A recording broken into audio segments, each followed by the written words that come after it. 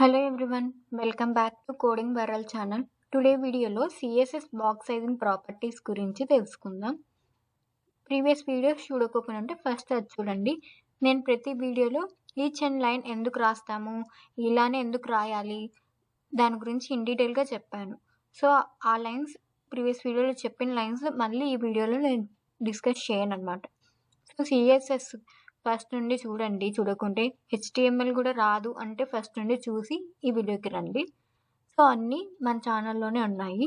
ఇంకా చాలా కంటెంట్ కూడా ఇస్తాను ఈ ఛానల్లో. ఎవరైనా సబ్స్క్రైబ్ చేయకుంటే చేయండి, ఎందుకంటే ఈ సిఎస్ఎస్ సిరీస్ అయిపోయినాక ఫ్రమ్ స్క్రాచ్ నుండి హెచ్టిఎంఎల్ సిఎస్ఎస్ యూజ్ చేసుకొని పేజ్ ఎలా డెవలప్ చేయాలి, వెబ్ పేజెస్ లైక్ బేసిక్వి స్క్రాచ్ నుండి మీతోనే చేయిస్తాను. నెక్స్ట్ మళ్ళీ జావా స్క్రిప్ట్ వీడియోస్ కూడా పెడతాను. రియాక్ట్ ఈ 4 అయిపోయిన తర్వాత కూడా మనం ప్రాజెక్ట్స్ బిల్డ్ చేస్తాం. సో ఇవన్నీ మిస్ అవ్వద్దంటే ఇప్పుడే సబ్స్క్రైబ్ చేసుకోండి. ఇక్కడ బాక్స్ సైజింగ్ అంటే నార్మల్గా మనం ఎలిమెంట్ ఇస్తాం కదా, ఆ ఎలిమెంట్కి మనం ప్రాపర్టీస్ అప్లై చేస్తాం. విడ్త్, హైట్, ఇన్ని పిక్సెల్ అన్ని పిక్సెల్ అని మెన్షన్ చేస్తాం. సో వాటినంతా క్యాలిక్యులేట్ చేసుకుంటుంది ఈ బాక్స్ సైజింగ్.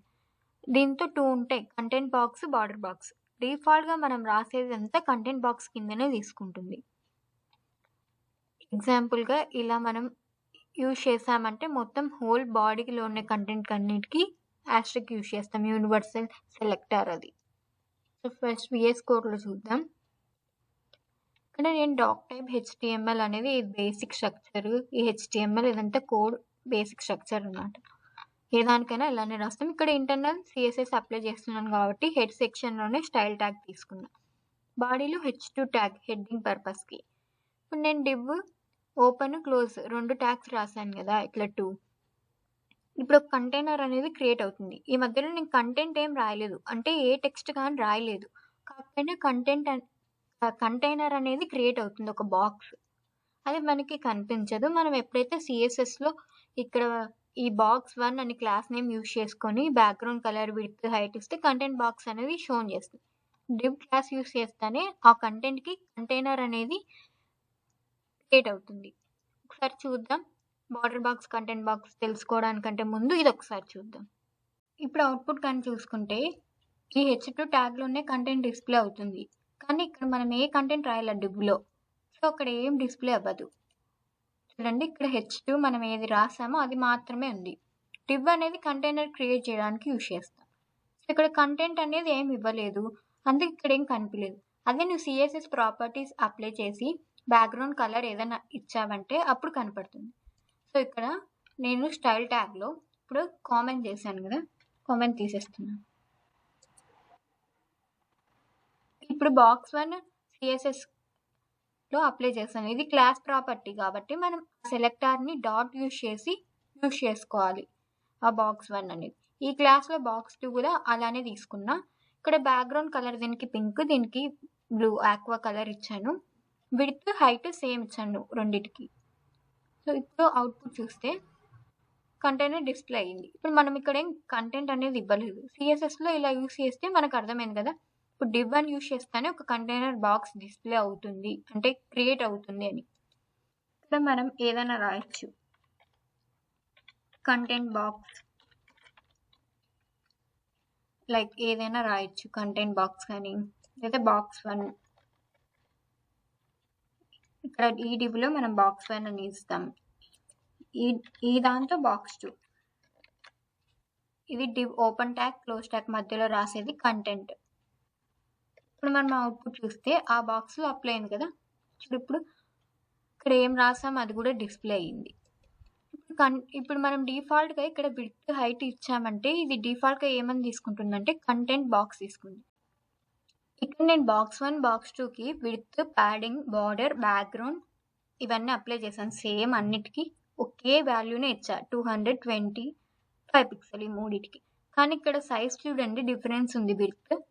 అది ఎందుకు వచ్చిందంటే ఈ బార్డర్ బాక్స్ వల్ల, ఈ కంటెంట్ బాక్స్ వల్ల. మనం కంటెంట్ బాక్స్ అని మెన్షన్ చేయాల్సిన అవసరం లేదు, డిఫాల్ట్గా అదే తీసుకుంటుంది. బార్డర్ బాక్స్ కావాలన్నప్పుడు మనం మెన్షన్ చేసుకోవచ్చు. ఇక్కడ మార్జిన్ బాటమ్ ఇచ్చాను, ఇది దీనివల్ల పెరిగింది అంటే తప్పు. మార్జిన్ బాటమ్ ఎందుకు యూజ్ చేస్తాం, ఈ బయట బాక్స్కి మార్జిన్ ఉంటుంది. ఇక్కడ మార్జిన్ బాటమ్ 20 పిక్సెల్ తర్వాతనే నెక్స్ట్ బాక్స్ క్రియేట్ అవ్వాలి అని నేను ఇచ్చాను 20 పిక్సెల్. అలా ఇవ్వకోకుంటే ఇక్కడ నుండే స్టార్ట్ అవుతుంది ఆ బాక్స్.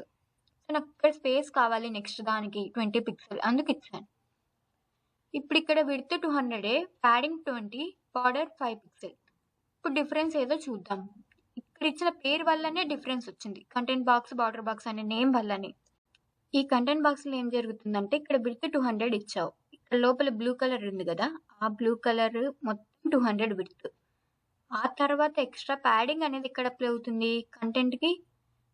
ఇది కంటెంట్, ఈ కంటెంట్కి బార్డర్కి మధ్య ప్యాడింగ్ గ్యాప్ రావాలి అన్నప్పుడు ఇక్కడ ఈ సైడ్స్ మొత్తం 20 పిక్సెల్ అప్లై అయింది. సో నెక్స్ట్ బార్డర్ అనేది రెడ్ కలర్ ఉంది కదా సాలిడ్లో, అది 5 పిక్సెల్. ఈ విడ్త్ మళ్ళీ చెప్తున్నా బాగా క్లియర్గా వినండి. ఈ బ్లూ కలర్లో ఉండేది 200, ఎక్స్ట్రా బార్డర్ అప్లై అయింది 5. ఈ 200 కాక బార్డర్కి 5 అప్లై అయింది. ఇక్కడ బార్డర్ బాక్స్ యూజ్ చేయడం వల్ల విడ్త్ నువ్వు 200 ఇచ్చావు, అప్పుడు ఈ బాక్స్ మొత్తం 200లోనే అప్లై అవ్వాలి అనుకుంటుంది. ఇక్కడ అట్లా లేదు, జస్ట్ నువ్వు విడ్త్ మాత్రమే 200, ఎక్స్ట్రా ఏమన్నా ఇస్తే అవి ఎక్స్ట్రా సైజ్ తీసుకుంటుంది.